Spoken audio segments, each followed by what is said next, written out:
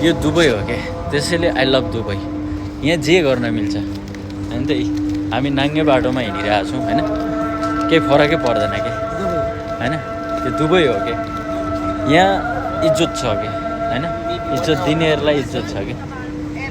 अब हामी अहिले स्विमिङ गरेर अर्कोतिर स्विमिङ गरेर गएको होइन,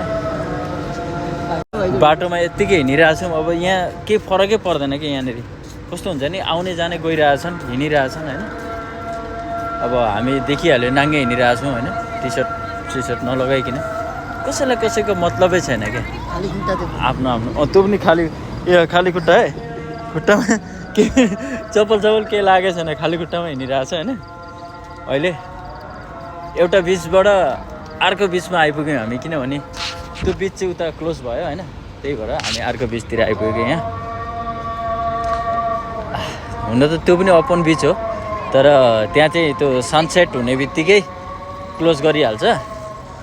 अब यतापट्टि चाहिँ अलिक रातिसम्म ढिलोसम्म नुहाउन पाइन्छ कि। ए भाइको धिक मरेन अरे क्या नुहाएर, अनि हामी यता आएको है। अब यहाँ आइपुग्यौँ हामी अलमोस्ट अर्को बिचमा है। हामी चाहिँ यहाँनिर अब यहाँ आइपुग्यौँ हामी अर्कोमा। यो पनि ओपन बिच हो, दुइटै झुमेरा पर्छ होइन। तर त्यसलाई चाहिँ सनसेट बिच भन्छ, यसलाई चाहिँ जुमेरा 3 भनौँ न, ओमसुकुमको। यहाँबाट अलिकति अगाडि काइट बिच पनि भन्छ, यसलाई पिङ्क बिच भन्छ। त्यहाँबाट अलिक अगाडि गयो भने काइट बिच भन्छ होइन। अब अलमोस्ट हामी नजिकमै पुगिसक्यौँ है।